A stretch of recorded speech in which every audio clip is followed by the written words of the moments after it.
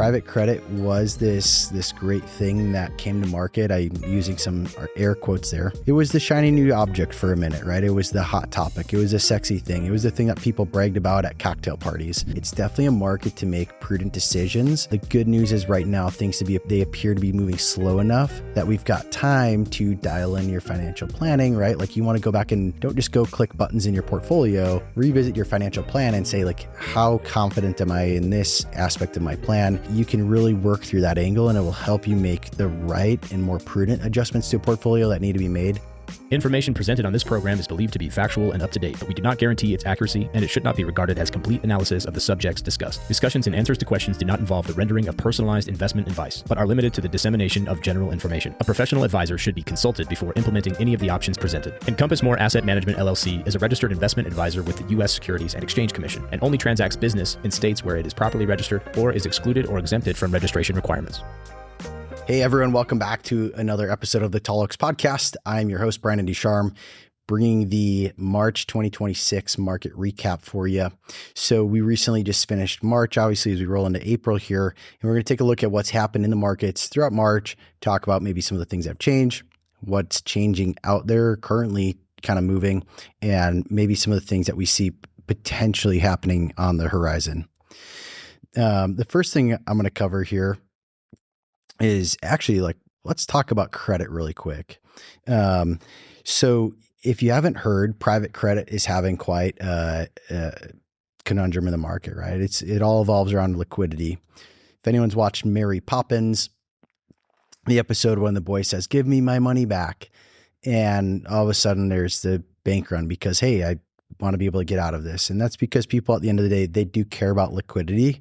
And what we've seen is the last several years, there's been a rise of these private credit vehicles being offered to Main Street investors that promised or alluded to the potential of liquidity. And the reality is it's not really there when everyone wants it.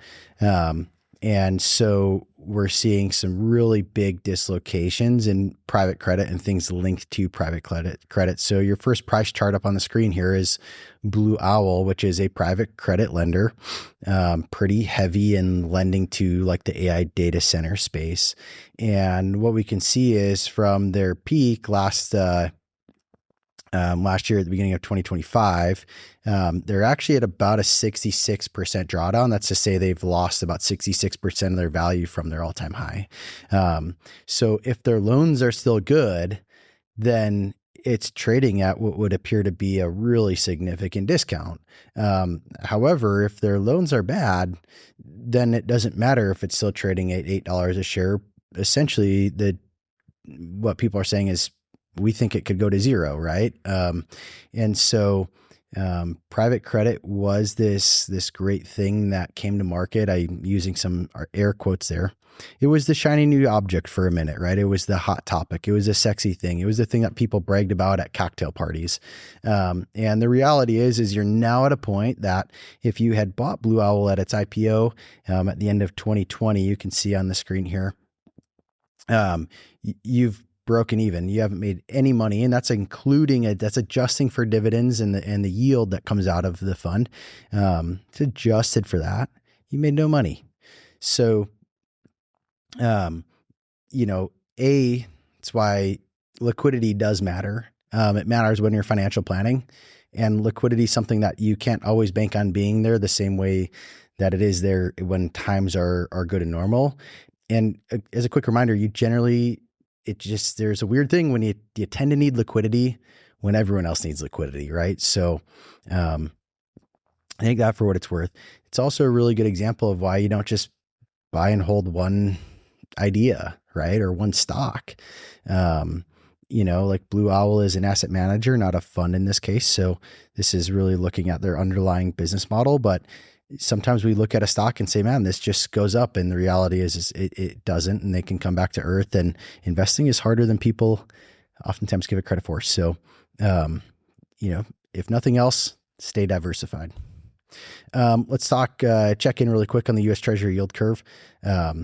You're getting a flattening in kind of the front end of the curve a little bit, and then some serious steepening. So, 10 years up to 438 about on this. 2-year has risen to 385.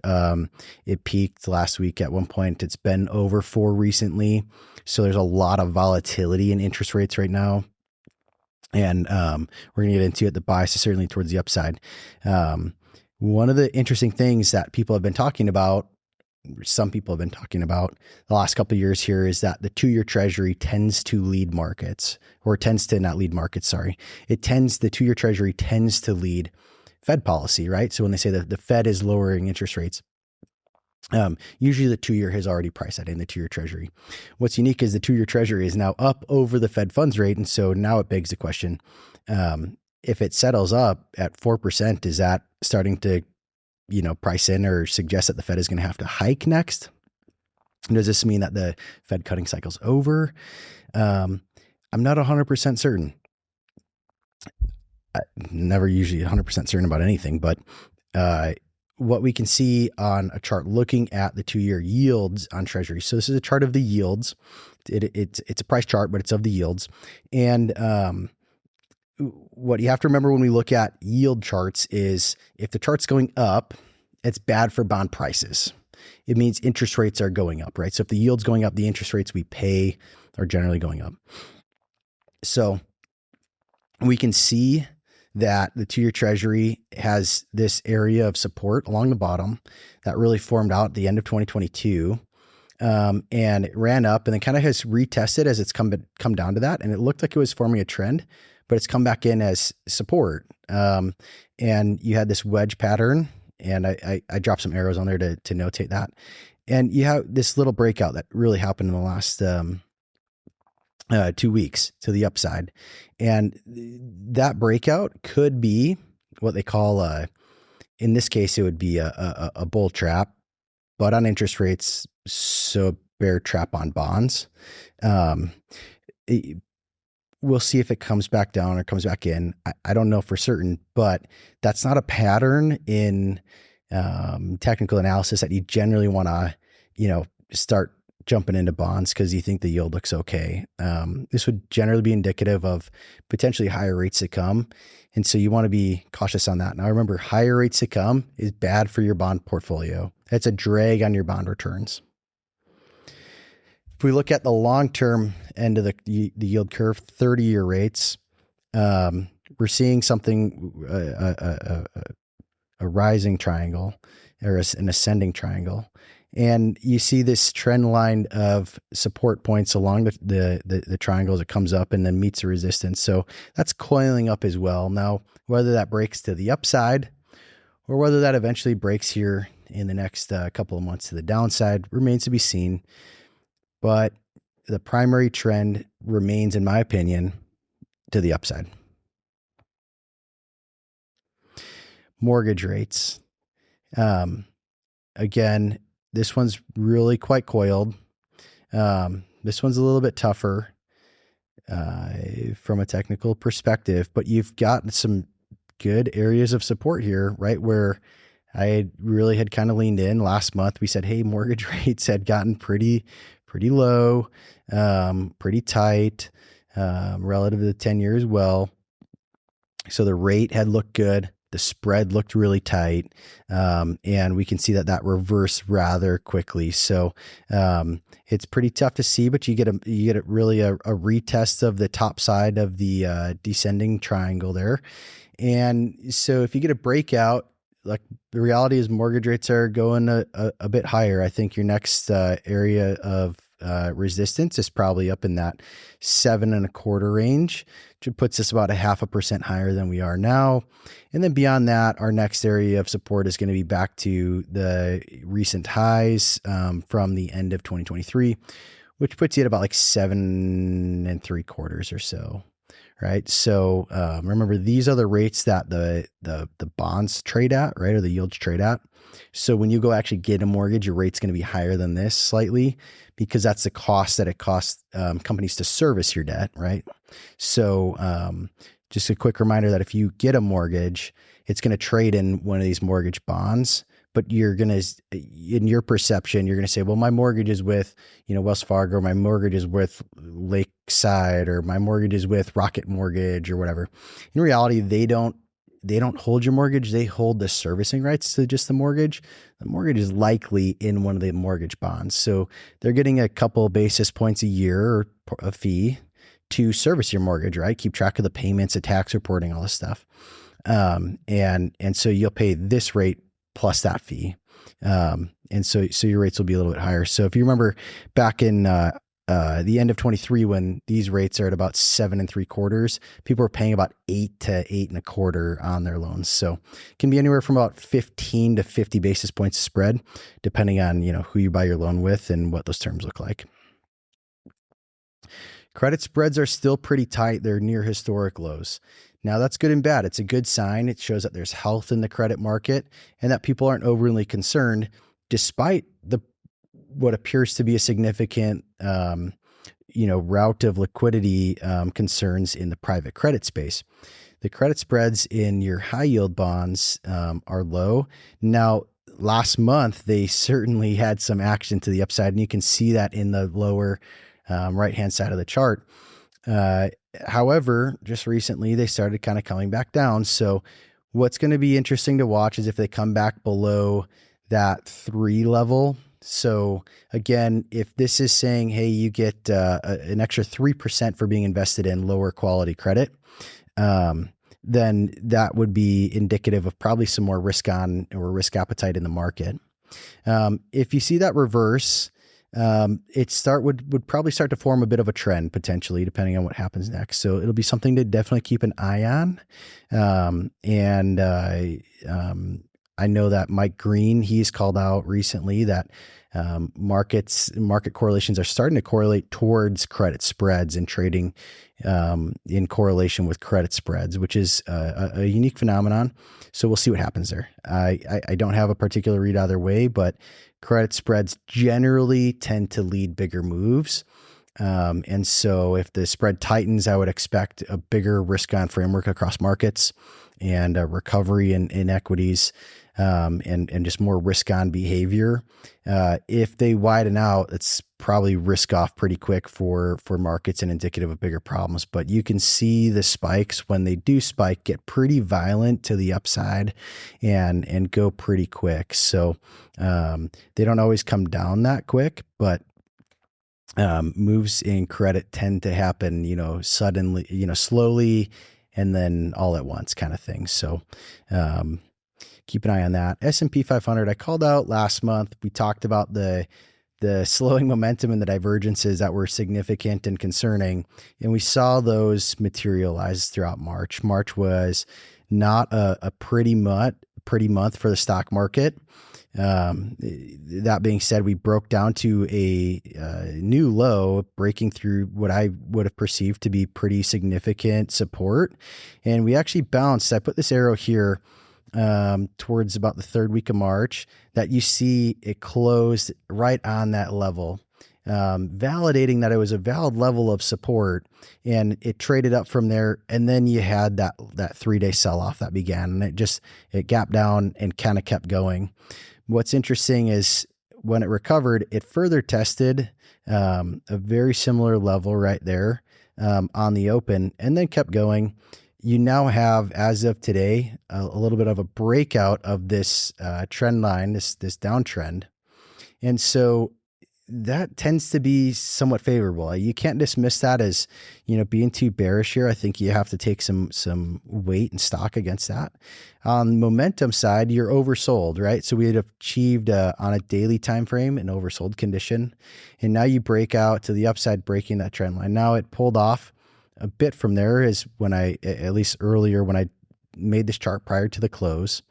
And I am recording this on April 6th. So we're a couple days into April here. But we'll see what happens. This on the bottom side kind of looks like it could be a bear trap, right? Shake them out before it moves higher. The top side looks like it could turn into a bull trap pretty quick though.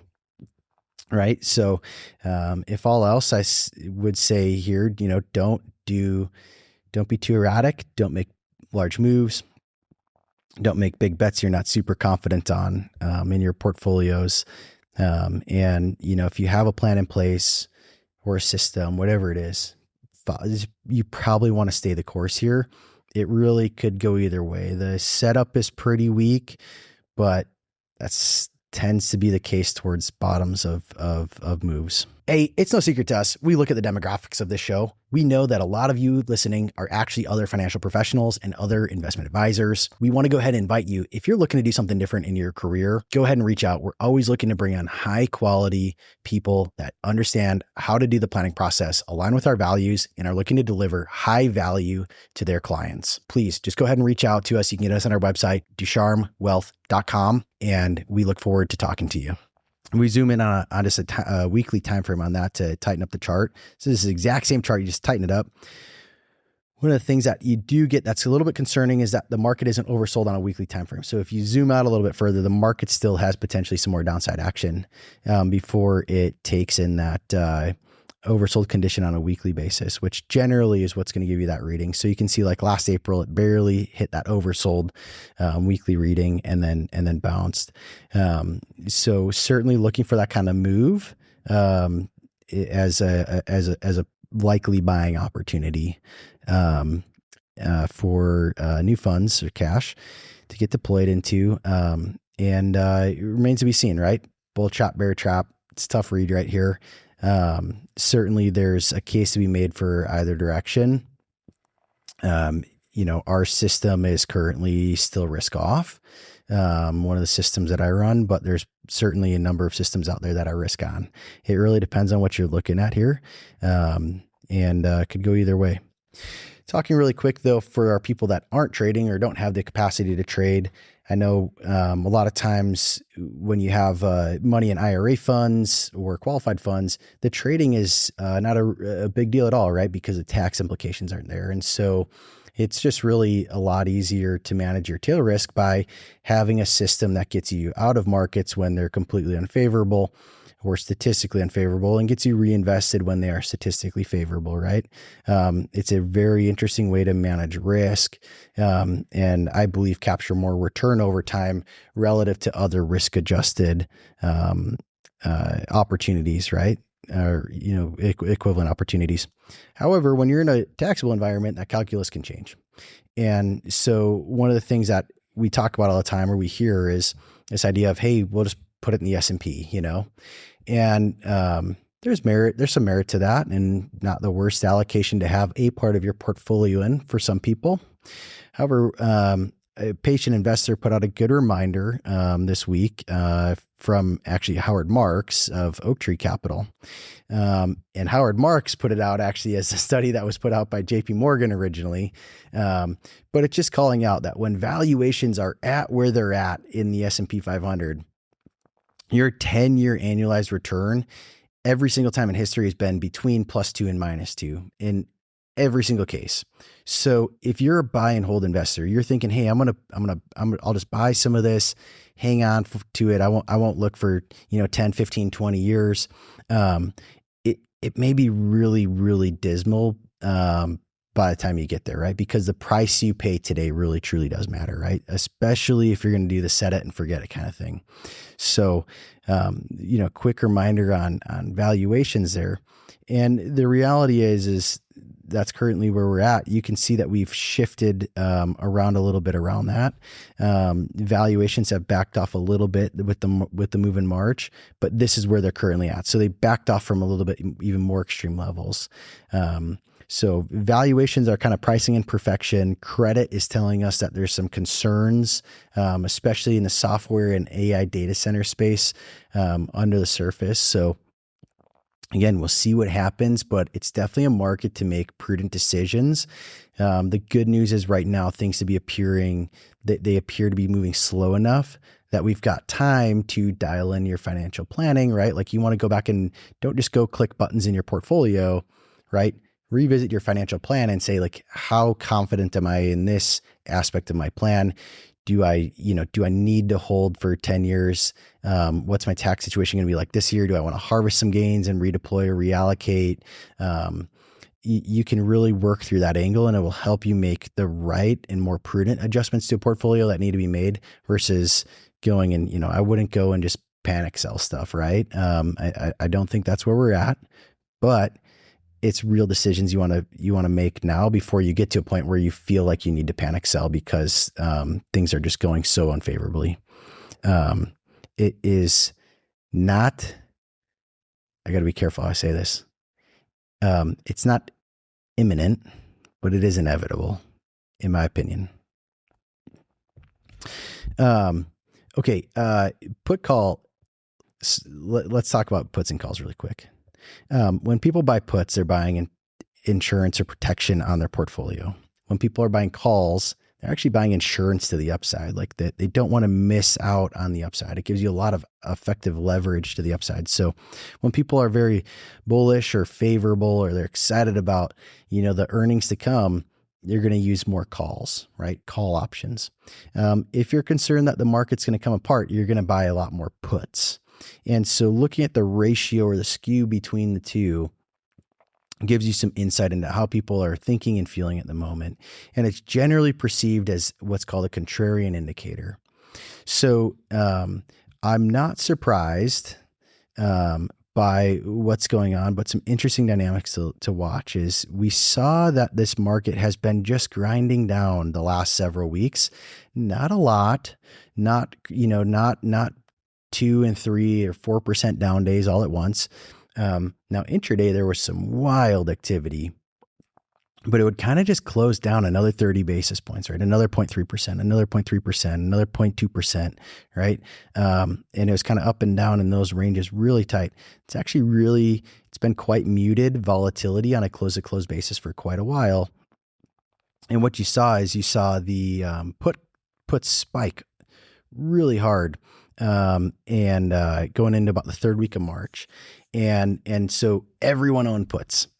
And then what happened is, you got one last lift where it said, hey, I can't remember what the headline was that caused it, in my opinion, but, some headlines come out and people drop the puts and they say, okay, that's it. The taco trade's in. And so you see the puts come way off. And then after the puts come way off is when the market takes another leg down. And so this goes back to the old saying. I don't think it's really that old. I give credit to Mike Green. He's the one that taught me the saying and says it. He says the hedge pot never boils, right? And so when everyone owns puts, it was hard for the market to really deteriorate further in a meaningful way. And you saw as soon as the puts came off, hey, it could come apart. And so what we saw actually was a material shift in market structure. And that led to an increase in realized volatility. And now the market setup is looking a little bit fragile, that if you get an expansion or meaningful expansion further in realized volatility, it could cause some mechanical forced selling or deleveraging across some of the systematic funds.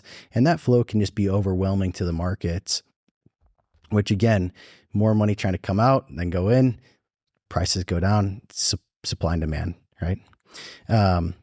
So we'll see what happens there, but we are seeing a pickup in puts again in the last couple of days, even though the market hasn't been going down. So just an interesting data point. Let's talk about capital rotation here. Is the U.S. going to continue its exceptionalism? Is it going to rotate out? Is the U.S. dead? Dollars? What's going on? I don't have to tell anyone, we live in a very geopolitical driven world at the moment. Certainly currencies are a big factor.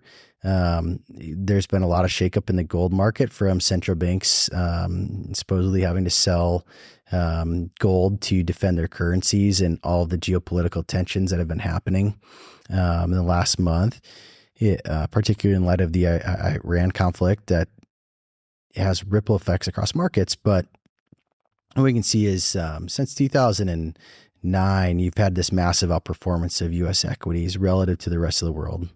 And we saw this meaningful character change really, towards the end of last year, where it really came off a cliff. So it retested and kind of rode back through that trend line, which to me made the call tough initially. And then you saw this real big down move, getting into oversold conditions. And this is a ratio chart, right? So remember, this isn't a stock in particular. This is the S&P 500 versus all the other stocks in the world. And so you saw this big outperformance in the beginning of this year. Now, what's interesting is in March, you saw a really quick snapback of that.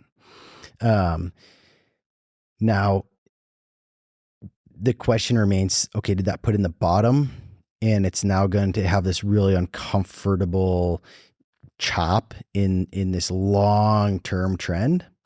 Or is that a real market shift similar to what like maybe a S&P to gold chart looks like from the 70s and 80s, right? It remains to be seen, but it's certainly identifying itself that like we have a new trend here. Now, whether or not that becomes the primary trend is, certainly up for debate. But this chart, this price chart of S&P versus the rest of the world is telling me that, we probably should have expected that bounce to a certain degree. And we got it. We were so oversold. The momentum was so significant to the downside. We've kind of gone up, reset, retested, and I think that is potentially setting up for another leg lower. So for you riskier investors or investors that are comfortable with that risk, international, I think, continues to remain a potential opportunity set for portfolios. You want to dig in. I think make prudent investments still, look for opportunity sets, look for value, look for things that you think are going to work over time. It's a lot harder to trade internationally than it is to trade domestically. So, you want to find managers that you think will work well, or funds or investing principles or factors, and lean into that more so typically than just buying, the lowest cost index. It's a little bit more nuanced than investing again here in the US. Same chart. This is just zoomed in on, kind of what happened, last year. You have the big move in Q1 and then really some sideways chop in the price action across the rest of the year. And then it wasn't until right early, at the end of last year and early this year that you got a massive move down in that chart. So it's just zooming in and showing you it's kind of zooming in a little bit tighter on some of the technical work. That's rearing its head. And again, I think this ends up being a favorable setup for international stocks for the time being. How long that goes or persists before it changes, I don't know. But the old saying goes, the trend is your friend until it ends. And so invest accordingly, friends. The dollar's in a really weird spot. It's coming into some major support, but it's, bounced off of, and held, positive momentum readings. If we saw a meaningful break to the upside for the dollar here, I think that's probably going to be a continued headwind for gold. That's going to be a continued, headwind for international, probably in a really major way. But uniquely, that probably is a positive tailwind for U.S. Assets, as that, a stronger dollar tends to bring in more dollars from international currencies.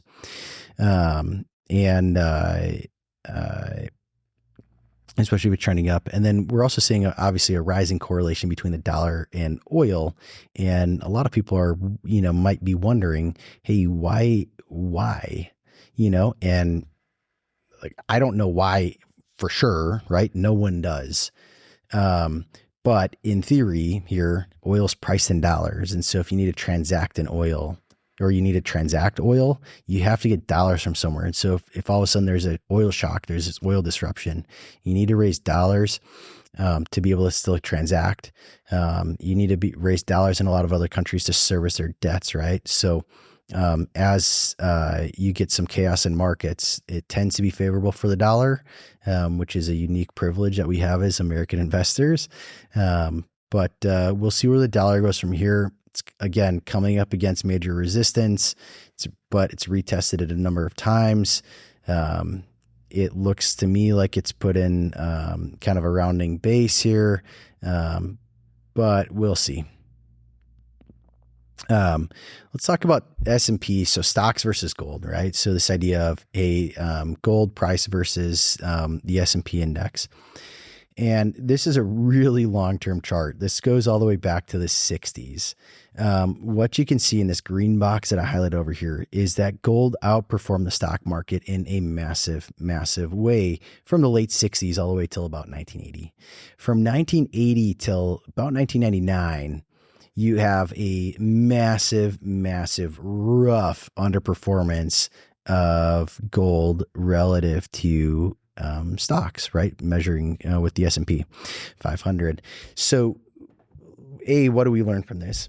Gold doesn't always go up, right? Gold can have very, very uncomfortable periods of time. However, since then, you've seen gold is actually, on a total basis, has outperformed S&P. However, you get a number of years where that's not always the case. It's not always the case, no matter how strong the trend is, that it's going to outperform, every year, every quarter, every month, every week, every day. And so you saw a really big underperformance all the way from 2011, all the way until 2022 when it bottomed in that ratio. So again, that's like 10 years of underperformance. That's a steep price to pay in a portfolio. Now, it might be worth saying, well, how did it perform relative to bonds during that same time? And it's important to understand, well, what am I taking out of my portfolio in order to own gold? But my perspective here is that you came off this bottom and you put in a series of higher lows and higher highs. You came back and you tested and you've put in this big base here, right? So that's what this black line is showing. It's just highlighting this parabola, this base. And it came down. And since it came down and bottomed in 2021, you have been making a lot of key higher lows and some higher highs. And so I think this will continue to resolve to the upside is my thesis. Now, again, that's not going to say every week, every month, every day, every quarter, every year. However, and by the way, March was a great case of that. It looks really small on this chart, but that line is uncomfortably big for people that own too much gold. And so, what I want to remind people is correlations, right? There's a difference between non-correlation and negative correlation. So negative correlation implies that when something goes down, the other thing goes up, right? No correlation just means that they both can go up, they both can go down. One can go up, one can go down, right? So they're not interacting on each other, but that doesn't mean that they can't both go in the same direction for typically a short period of time. And that's generally how stocks and gold are. So I try to remind people, even though I think gold is a really interesting asset class to own for what probably ends up being, if you look at the time length of this chart, potentially another, 5 to 15, 20 years, depending on how things develop. I think it ends up being a really strong asset class personally. It can be really uncomfortable at different periods. And so diversification is still great. So if gold is diversifying your stock portfolio, you don't have to choose, gold or stocks, right? The genius of and would say, don't choose the or, choose the and. So gold and stocks, right? And that's how you capture the benefits of diversification. Let's talk about, this one's interesting. The gold to oil ratio. So, what I want to talk about on this one is, this is essentially looking at how many barrels of oil can you get for an ounce of gold? And how has that looked historically? Well, historically, it's looked between about 15 and 30 barrels of oil for an ounce of gold. And that is important because you have a huge distortion and you've seen two massive distortions. So you saw massive distortion during COVID, right? Oil's negative, at least on the front month contract. And gold is just exploding because, like the world is being perceived to end. So people want to own gold. We saw recovery of that ratio earlier this year, not fully, but it had gotten really historically high, like really out of whack. And we saw that sharply reverse in March. Now, Gold had a pretty rough month. It's had a pretty rough 2 months, really. Volatility has stayed extremely high in gold.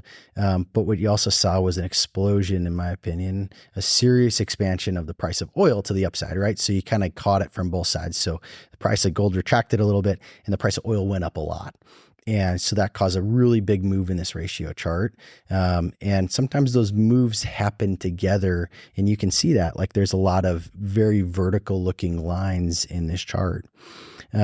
So overlaying a 200-week moving average, which gives you about 4 years of moving average, identifying out a very long time horizon.